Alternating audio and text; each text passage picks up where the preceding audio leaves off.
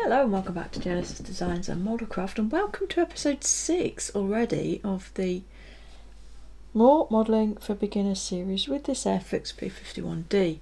Following on from the last episode, we are almost there with the main airframe construction. I got all of this field sanded and rescribed all around the nose area once the wing was on, and I'm only left now with the task of repairing the Zeus fastener detail or the cowling fastener detail where it needs it. But I haven't done that yet simply because I haven't yet finished adding the nose pieces, which consists of this small chin duct carburetor intake, which actually fits really nicely, and this little widget which is for the mounting of the propeller. Now I have glued this, it's designed for you to leave this central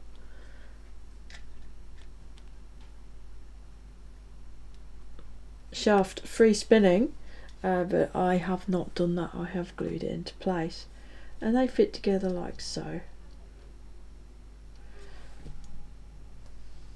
And as I say, that nose piece does drop into there spectacularly well, so I'm just going to glue that now.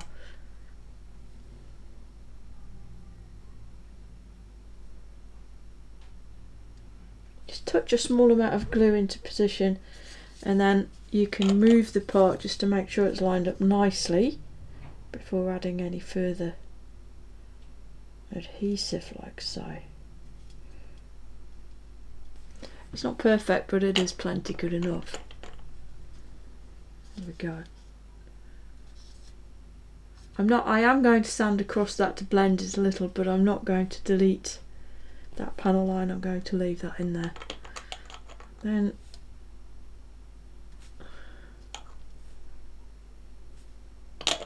some glue in position and add this prop shaft. There we go, that's the front end, and I need to let that dry so that I can just give it a little sand and get it happy. So before I add the tail planes, I am going to dress a couple of smaller gaps which do need addressing, but which I do not want to go the whole hog and use super glue and talc on because of the amount of work that causes with the sanding down. And those gaps are specifically this one here at the nose and the base of the fin there at the just around that tail plane mount area. So the way I'm going to fix that is to use Vallejo plastic putty. There are two ways you can address gaps like this. Mr.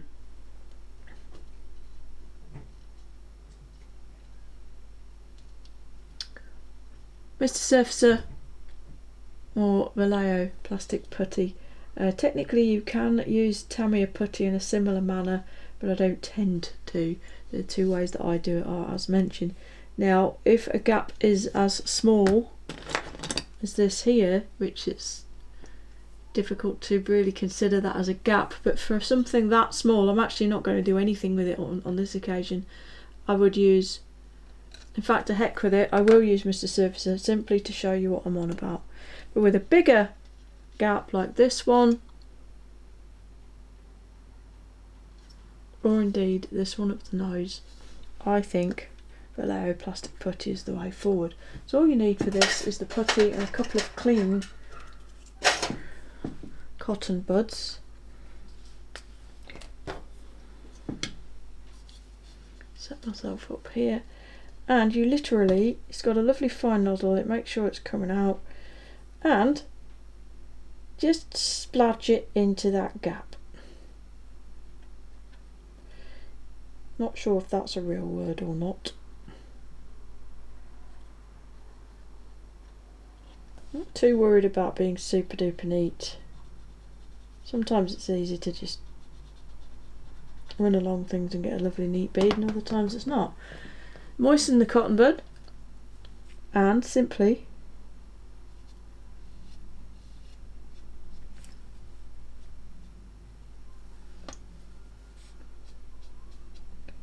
run it along the panel line in question, and there you go, that is that done. no further work required.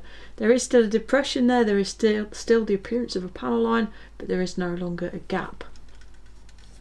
And I'll just show you again at the back here.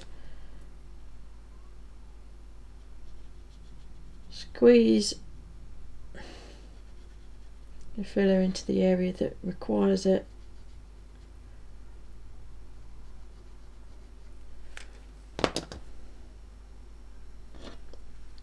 Clean cotton bud, moisten it, wipe the excess away. Doesn't really get any easier than that. All you're using is water, and we're done. This stuff is fantastic for little gaps like that. Obviously it will need to dry, but it doesn't take ever so long. So Mr. Surfacer then, slightly more involved, but it's the same basic principle. This is 500.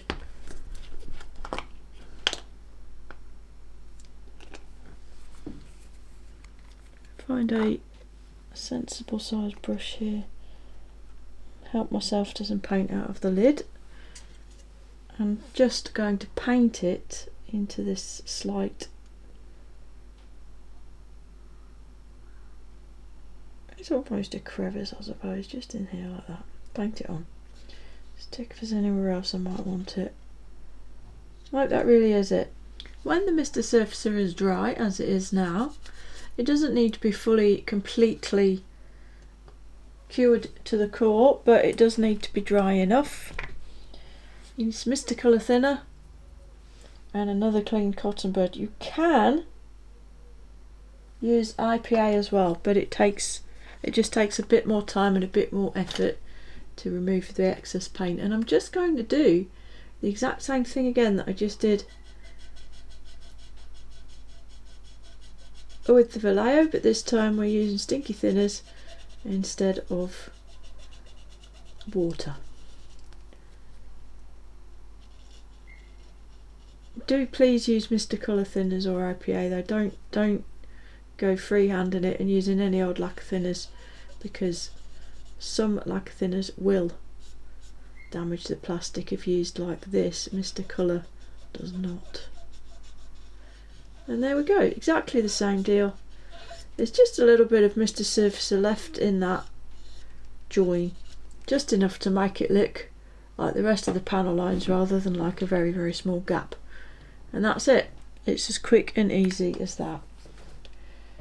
So the last few things to add for the main basic airframe are here. 2 tail planes, elevator's rudder, the belly scoop and the main radiator flap. Each of them required a bit of cleanup. The tail planes were in 2 halves. I've glued them together already, and in both cases this notch where the elevator balance goes is a tiny bit on the tight side and just needed clearancing a touch to make the part fit easily like so. They are handed as a sort of a shelf arrangement, so they'll only fit properly into the model in one position, and there you go. An absolutely beautiful fit right off the bat on both cases. Again though, these are the type of parts, as you can see underneath, the fit isn't quite so perfect, but that is another place where that Vallejo model putty will deal with that gap in a matter of seconds and require no extra work, and that is what I will use for that. Alright, now tail feathers fitted, and I have used the Vallejo on the undersides there just to sort those minor gaps out. Decided to leave the rudder off for the time being. Don't they look funny without the fin fillet? It's a small thing, but it really does change the look of the aeroplane, doesn't it? Yeah, I'll leave this off till later because it will be painted differently than the area it's next to, and it'll just save masking it, to be honest. So stick that in the parts tray. So that really just leaves reinstating these cowling fasteners. So I've already done the ones around all the belly area here that was filled before, but the shortcomings of the injection moulding process meant that there never were any all along this top edge of the cowl, and it needs to have some. This kind of detail, these circles, it's pretty hard to replicate unless you do have the right tool for the job. And the right tool for the job is these things. I think they're called beading tools. I think you can get them from craft shops. I'm sorry I'm not any more helpful than that. I bought this set a long time ago from a hobby company called Camit, who are long defunct.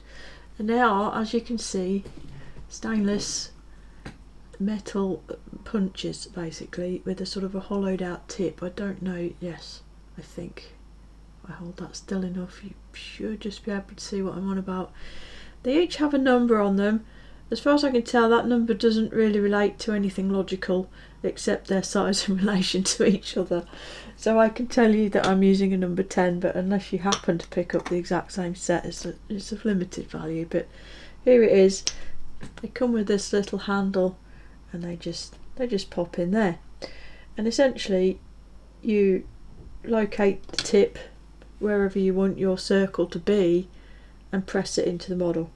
I have found that purely just pressing is of limited effectiveness, and I tend to kind of carefully wiggle it around, and I use this third finger to hold the tip in place on the model, sort of use it as a backstop, because it's really super happy to just skid off and go wherever, including into your fingers actually, if you're lucky. So I thought I'd show you up here because it's possibly a little easier to see what's going on.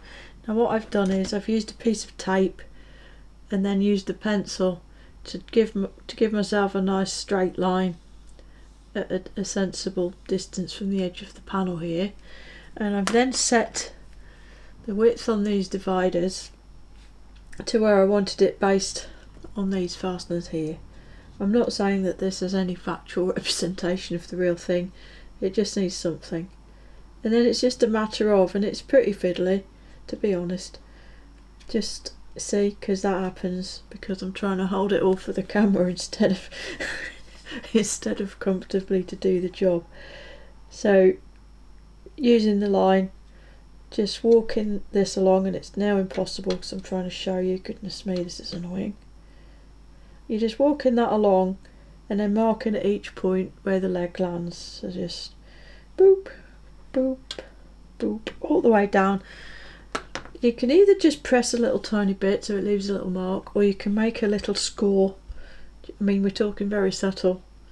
Just hold it in place and just kind of give yourself a little mark so it disturbs the pencil, anything you like. And then I've gone back in with the pencil, and where those marks are, I've added a little tick. So now I have a guide that's quite easy to follow with my Zeus circle making tool. So get the tool, put it, and I know this is not going to be you're not going to be able to really see what's going on here, I'm sorry, but put it in position, press it and wiggle it. You do need to press relatively hard, which is why that third finger is there to support the whole deal. And because Airfix were so enthusiastic about the way they moulded these, you do need to go for it a little bit more than you probably would like. And then after you've done that, you should end up with a circle. And it is really literally just a case of continuing down the line, podging in all the circles until you get to the end. That's really it. I still need to do under the chin and go along both sides of the cowl here, and then that will be the final part of all the sort of scribing and filling process has been, and hopefully it's obvious that there really hasn't been a lot. You know, there has been a requirement for filling clearly, but it really hasn't been onerous. With all that cowl fastening detail completed, that really does bring all of the scribing and what have you to a close. So at this point we have to look toward the final steps to take before starting to look at getting paint on it. Now clearly there's a lot more building to be done, but there always comes a point in any model build where you have to stop building because you have to paint the thing and you can't paint it if you finish building it. So what I do at this point, well, you can do one of two things. You can take a tour of the instructions. So we are upside down. We've completed this. I haven't fitted the flaps yet, but they're done with. And you can continue through the instructions. So these parts are fitted, this isn't, and so on and so forth. So we've pretty much covered it up to there. And once you get to here, we're starting to do stuff that we don't want to get involved with before paint. So at this point you can either take a trip through the instructions and try and figure out all the parts you need, or you can do a little sprue tour, copyright Jamie Hago, and just look at the parts on there and think, what do I need to paint? What do I need to be in the paint process with the rest of the model, and what do I not need to be in the paint process with the rest of the model? And you should end up with a relatively manageable set of parts, which is what I have here. So to be clear, we have the flaps, we have the drop tanks, the rudder, the spinner, the radiator flap, this is the instrument combing, and we have undercarriage doors. That's what's in there. All of these parts need to be addressed at the same time as painting the model. The big one though is the canopy. A lot of people, a lot of modelers will quite happily paint the model, paint the canopies separately, fit the canopy afterwards, and quite often it doesn't look great. If the canopy isn't an absolutely perfect fit, or very, very close to it, it will honestly always look like an afterthought that was fitted after the model was completed, and that's fair because that's exactly what it is. So this is the point where I will always get the canopies out and start looking at them, see if they fit, see if I'm going to get away with fitting them now, or sorry, if I'm going to get away with fitting them after the paint, or if I need to do it now and get them blended. And this one is a big fat now. This windscreen piece, as you can see, it continues and meets the rear edge of the engine cowl, and this is because of the sort of pretty much frameless arrangement of the side panels of the windscreen here on the P-51, and many will welcome this move. However, this part fits reasonably well in and of itself. It's a touch too narrow, but we can address that. But when adding the rear canopy, now again, this is going to depend what you're doing. If you're doing this with the canopy open, doesn't really matter if they fit together, does it? But I want to do it with the canopy closed, so I needed to be sure that the fit around here was something like, and it wasn't, frankly. The top of the windscreen is much lower as it came than the top of the canopy. So what I have done, you've just seen one drop out because none of this is glued yet, is I've looked at it and assessed that there is room here. The fit here is beautifully flush right now, and what I've done is I have added a slice of plastic card here. Thickness of this plastic card is, I'm going to say, about 1/2 mm. The plastic card sheets aren't marked, and I don't have any calipers up here to measure it. But yeah, it's pretty much 1/2 mm of plastic card. I've just made some little slices which I can just post underneath this to check the fit and see what I can do. And it works. This now lines up correctly. So that leaves me, this has been removed from the sprue and all the edges tidied up. You can see where I've sanded where the attachment points were. That's already just needs masking. But this, I have to add the instrument combing part to the inside, and I also have to add the gun sight. So those parts are also in my little tub of joy there. Once I'm happy I've got this into a place where I can fit this, and it will fit, which I am now, I can clean up, paint and fit these parts to this, and then fit this to the model. Now I have introduced gaps by doing this. I realise that, I'm aware of it. I'm happy to sort this out now in order to have a proper canopy fit. I'm going to use super glue to fit it. I know everyone says you can't do that, but newsflash, yes you can. And I will use super glue and talc to fill the gaps here, and sand in the same way that I have everywhere else, and rescribe what seems necessary. The panel line actually on the clear part isn't the sharpest anyway, so that could do with a bit more definition. The reason I'm not worried about using super glue, the main reason people say you shouldn't use super glue, is because the fumes that super glue gives off can cause a sort of fogging effect, a little sort of smoky effect on canopies or transparencies. But that fogging is not permanent, at least it isn't if you don't use too much glue anyway. And I will be able to get into this from the back here with a micro brush to polish and remove any fogging that may happen. But with the glues that I'm using with care, I'm confident I won't get any fogging in the first place. So I'm going to go ahead and start getting that all sorted out, and I'll bring you back when I'm closer to having it done. I'm ready to glue this windscreen part of the canopy now. Now you can see I've painted it black. It's just brush painted from the inside. That's to help with any potential sort of semi-transparency stuff going on, which is quite common with a transparent part like this if you just paint it normally along with the rest. But that said, we'll be priming and what have you with this, so it shouldn't happen. Anyway, note that I also left the top of the mounting tab for the combing in bare plastic so that it would stick nicely in here, and I've just used liquid cement to stick it, but I've been very careful about how much I've used because it, you know, go everywhere and spoil everything. My plastic card wedges are now glued into position, and if I bring this up closer you can see that the fit's pretty decent. It's perfectly level up here. There is still a bit of a step there, but through a combination of squeezing that in and just pushing this down very slightly, I can get that very close.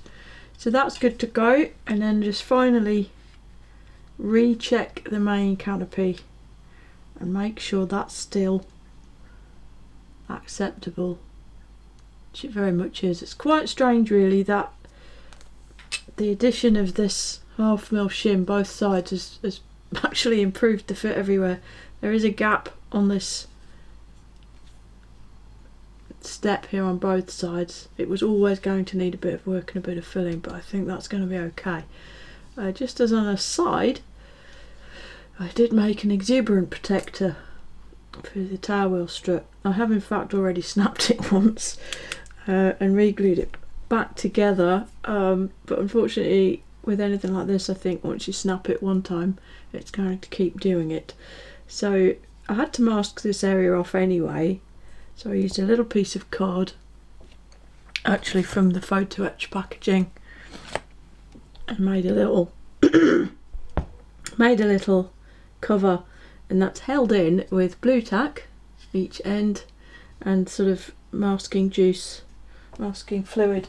Unfortunately my masking fluid is kaput. This was its last hurrah. I'm going to have to get some more because it's gone all disgusting honestly in there now. It's going off, so it's not really usable at this point. I might be able to eke enough out to do what I need to do with this, but that is going to be it. So let me have a look at actually final fitting this windscreen whilst you're watching. Because I've got the parts in this lid, my super glue plastic is at the side so you can't see it, but I'm going to use a cocktail stick to apply it anyway.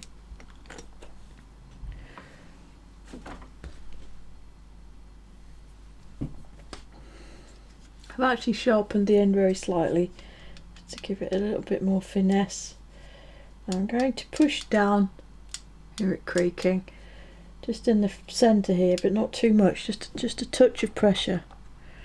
Just get a little glue in here. Now the glue I'm using is just cheap eBay super glue. Pretty sure that's where I got it from. I'm equally sure you can get it from Amazon if you wish. It is called Industrial Grade Super Glue GP.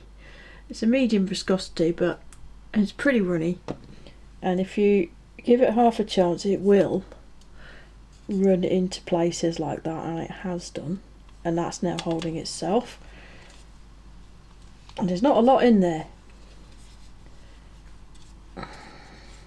Get myself in a... Now my cocktail stick's gone on the floor. So I've got my thumb and second finger either side of the fuselage to squeeze it in as much as it'll go, and I'm going to use my first finger again just to apply a little downward pressure. I'm not going to be able to fully get rid of the step just by doing this, but I want to minimise it as much as possible. There we go. Now another thing a lot of people will tell you, modelers, is that you can't use super glue accelerator around transparencies. Broadly speaking, I'd say that's pretty much true.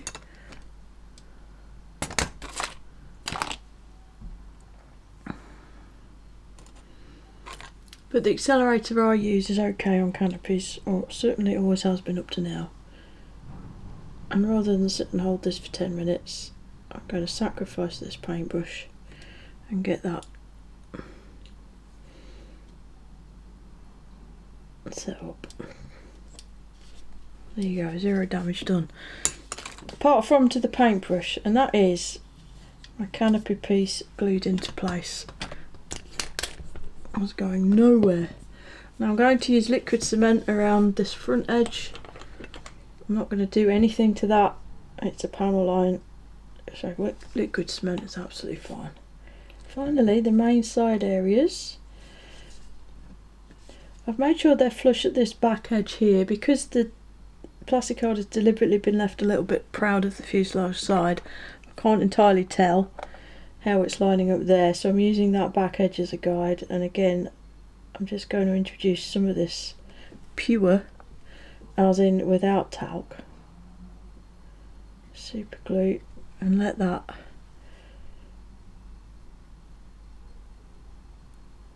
seep into all the microscopic areas and hold the thing down.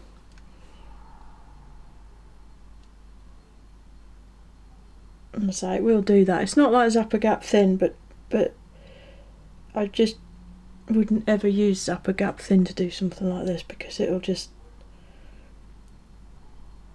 trickle off all over the place and make a right mess. And there we go, that is that glued on forever.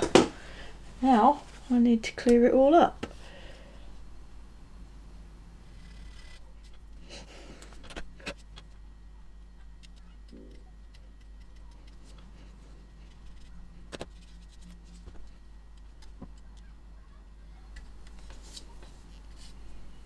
Alright, there I have done some initial sanding both sides and got that nearly there, and I've trimmed off the plastic card level each side. I'm now going to use some talcum powder in that super glue.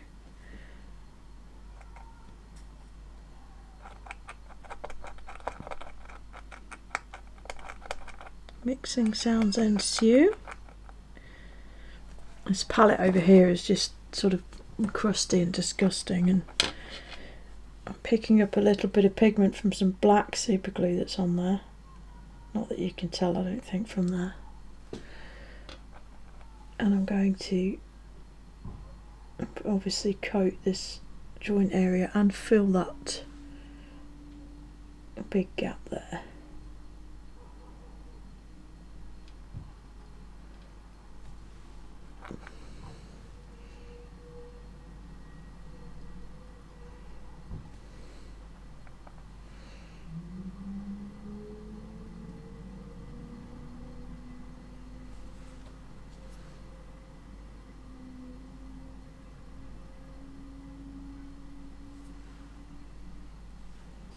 A400 starting up in the background.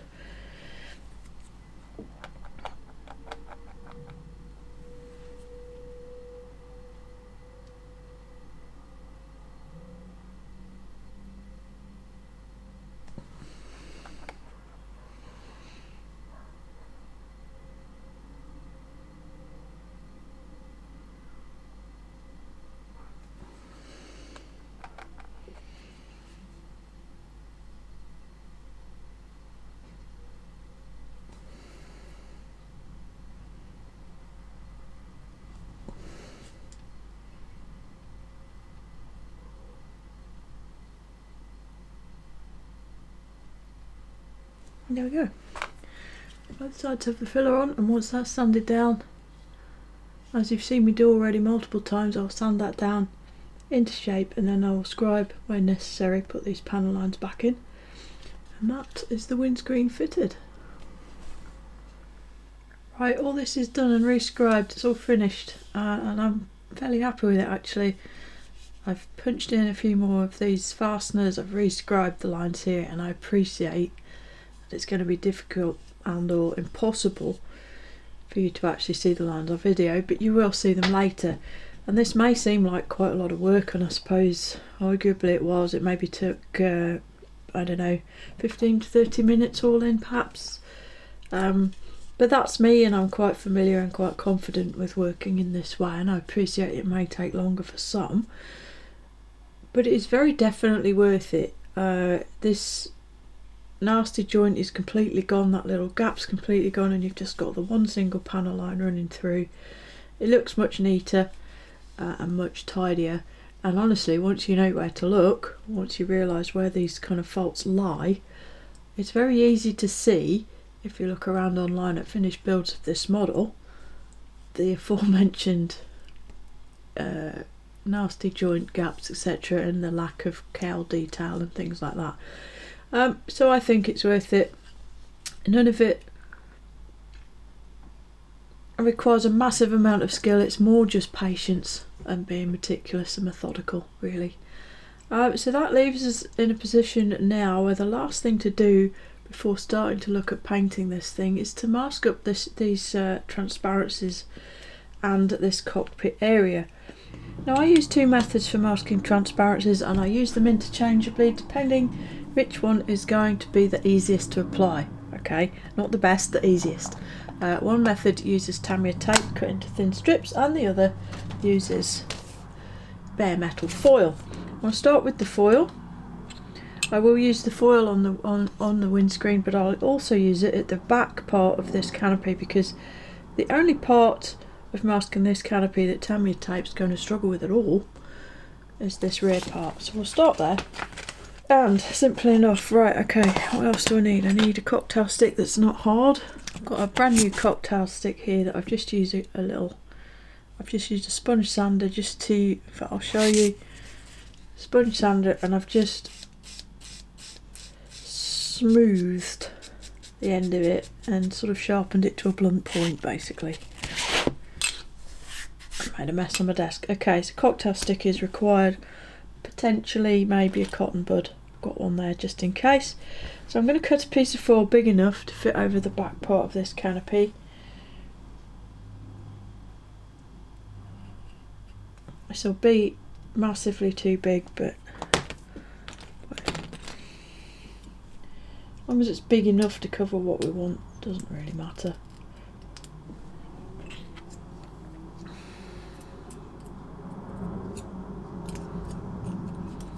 And just roughly blob that into place like so. Then let's get that out of the way so it stops confounding the camera's settings. Use the cotton bud first just to smooth it all down. I'm not worried about wrinkles and creases whatsoever. Just smooth it roughly into place like so, and I'll bring the zoom in just a tad. And I'll put my science goggles on so I can see what I'm doing.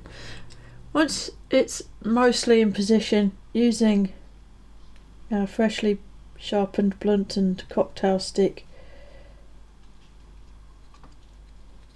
burnish the foil down into that canopy frame detail. And the reason that this is so much easier than using Tamiya tape becomes very clear at this point, because but I've just worked completely off camera there, I apologise. You can very, very, very easily see where that needs to be cut.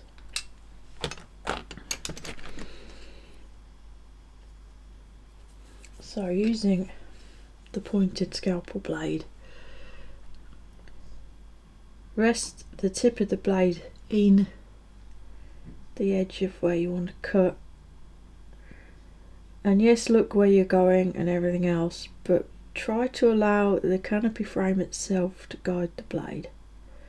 And in order to do that, you do need to be applying very minimal pressure. You need to apply enough pressure to cut it, yes, but that's all. There you go, just like that. And I'll come back from the other side.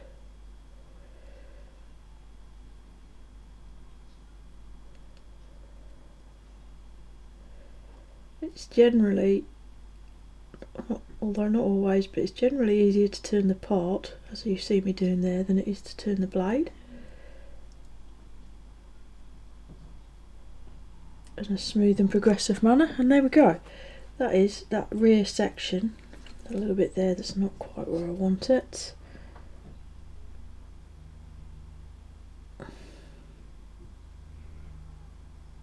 There we go. That's that done. Now to complete this, I'll use Tamiya tape strips. I'll show you how I do that. Pull off a piece of tape long enough to cover the area you want to do. Using a suitable cutting surface, I use a steel rule. Cut a small strip of tape. The thickness of this strip can vary somewhat depending what you're trying to mask and how much curvature you want the tape to try and adopt. For this part it could be a bit thicker than this and we'd get away with it just fine. And I'm starting at the top of the canopy. There we go. Try and get it to stick down and get itself off the tweezers, and simply line it up with the edge of the canopy frame.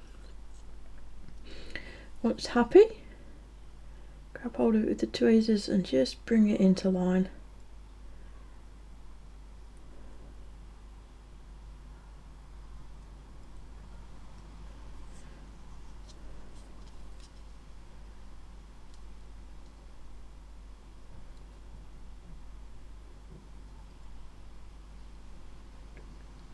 There's a slight forward curvature required here, so pinch a little point into the tape just on the corners there, and that'll be absolutely fine. Now to remove the excess, come back with your blade, find the point that needs cutting and press it down, just like we do with the photo etch. If you try to cut it, what will happen is that you'll just pull the piece of tape away from what you've just masked, which is not what we want, clearly.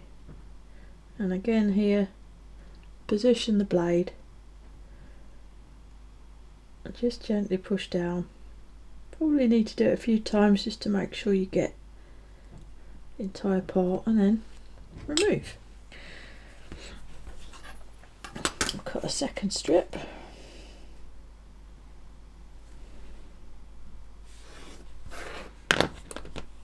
And I'm going to make a sharp edge on the end there.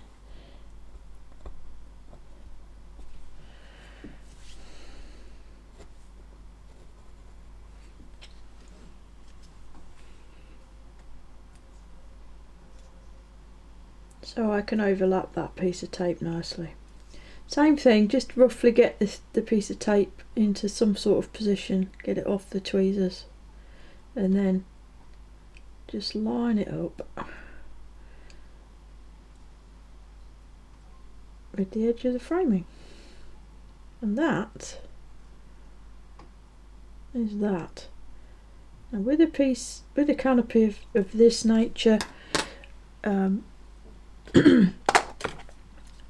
it's really, it's just as quick. My nippers aren't very good, so I'll get my scissors. I don't want to press down here because there's not a piece of framework to butt up to, and you'll leave a mark on the canopy. So there we go. That's that. Is this long enough to do the other side? Yes, it is. Bonus. Same again. Overlap that front tape somewhat, but not all the way, obviously. And just tease your piece of tape into position. And there you go. That's your outline in place. And as I say, this is On a simple canopy like this, it's just as quick to use strips of Tamiya tape as it is to use bare metal foil, and it's a perfectly sensible way of doing it. Now I'm going to cut the rest of my piece of tape into sections, and I'm going to fill in the rest of the area like this.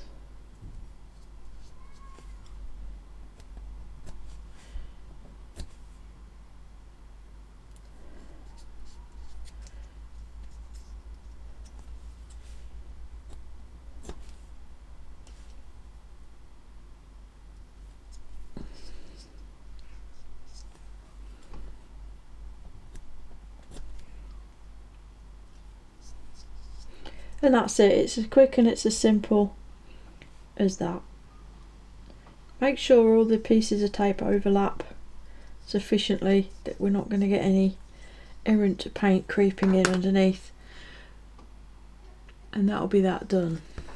And when it comes to masking this aperture, really the simplest way to do it is to use a canopy, and it's entirely up to the modeller whether they use the canopy that is going to be used in the end.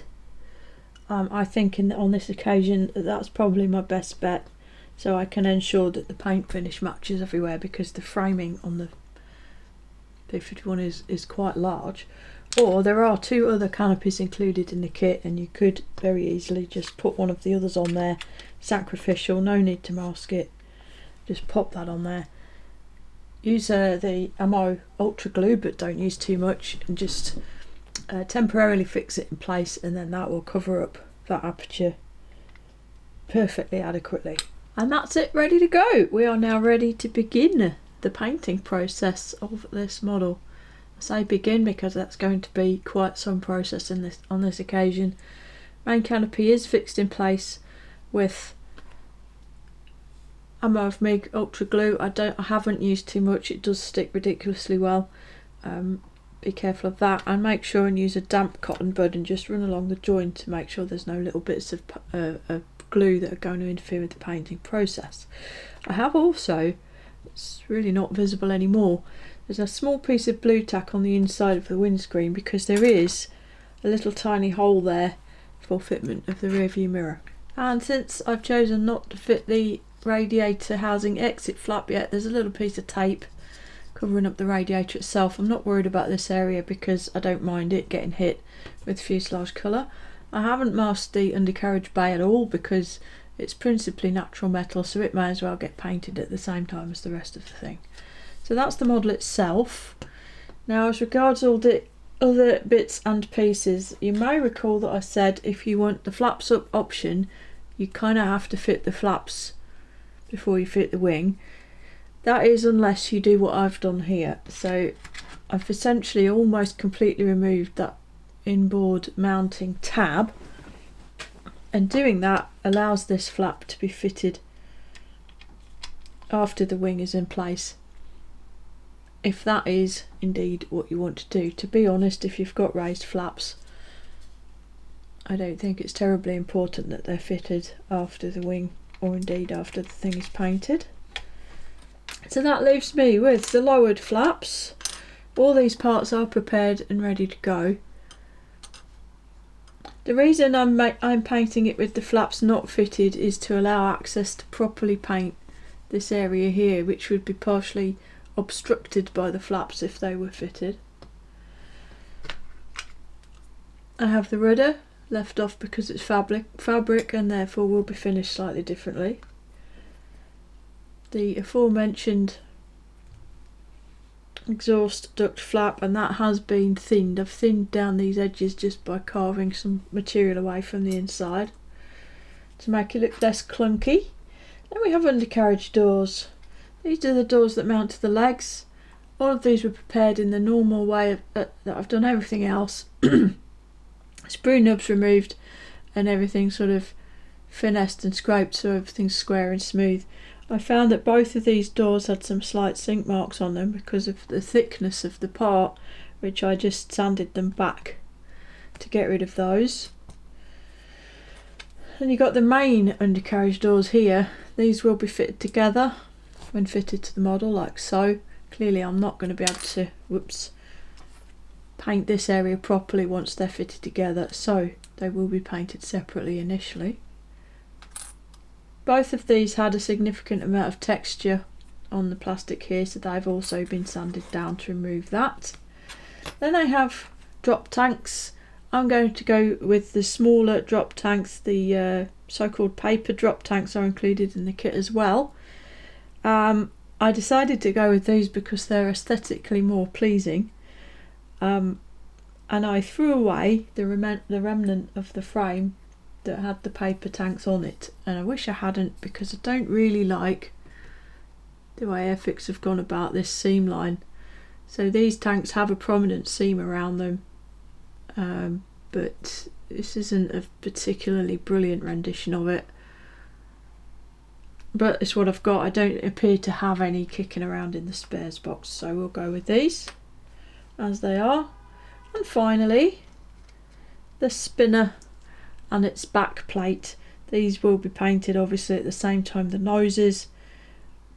These have again been prepared in all of the same ways, except I filled them with blue tack so that they could stick together like so, like they will when the parts are joined at the end. And then I have sanded across the join just to make sure it's absolutely even and smooth on the full circumference of the spinner, which it now is, and that's that ready to go. So this is all my parts ready to begin the painting process, and that will happen in the next video because I'm going to end this one here. Thanks as always everybody for watching and for all of your support. I do very, very much appreciate it. I hope you're enjoying, and I am enjoying the messages from those that are following along, so thank you for those. So with all of that said, I think it only remains for me to say, look after yourselves, look after each other, and Genesis out.